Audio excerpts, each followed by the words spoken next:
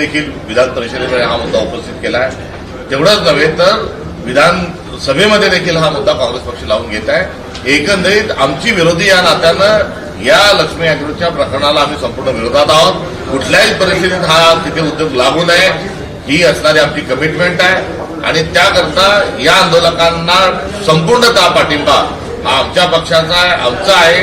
आणि यामध्ये सत्ताधारी काय करतात आहे, सत्ताधारी देश कसा विकतात आहे, मोदी साहेब देश कसा विकतात आहे राहुल गांधींनी सांगितलं, त्यांना बोलू दिलं नाही।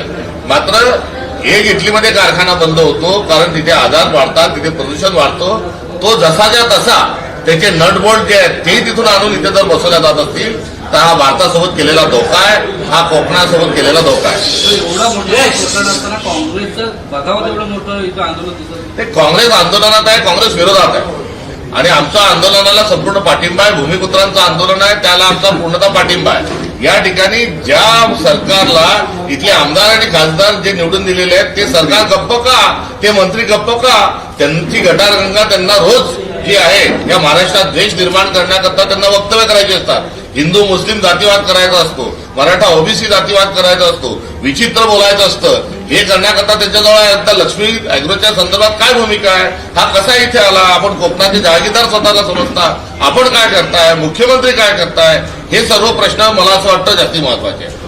विरोधी पक्ष पण नेहमी डावललं जात आहे किंवा सरकार जाणीवपूर्वक तसं पद्धतीने करतात, काय सांगतात? संविधानावर यांचा विश्वास नाही, लोकशाहीवर यांचा विश्वास नाही।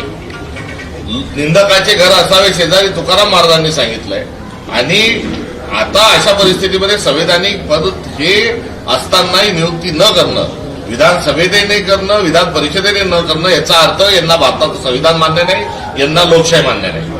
राज्यसभेचे खासदारकीवरून संघर्ष सुरू आहे, त्याच्यामध्ये काँग्रेसची नेमकी आता काय होती? काँग्रेसला ही जागा मिळावी अशा स्वरूपाचा आमचा प्रस्ताव आमच्या मित्रपक्षांकडे आहे। 20 जागा शिवसेनेच्या उभाटाच्या आहेत, 16 जागा आमच्या आहेत, 10 जागा राष्ट्रवादी शरद पवार साहेबांच्या गटाच्या आहेत। उद्धवजींनी विधान परिषदेमध्ये येणाऱ्या काळात जावं आणि राज्यसभेची जागा आम्हाला द्यावी अशा प्रकारचा प्रस्ताव आम्ही आमच्या मित्रपक्षांना दिला। शरद पवारांना हे निवृत्तीचे संकेत म्हणायचे? एकंदरीत राज्यसभेमध्ये खरगे साहेब विरोधी पक्ष नेते आहे आणि आमच्या पक्षाचे विरोधी पक्ष नेते असताना आम्हाला त्या ठिकाणी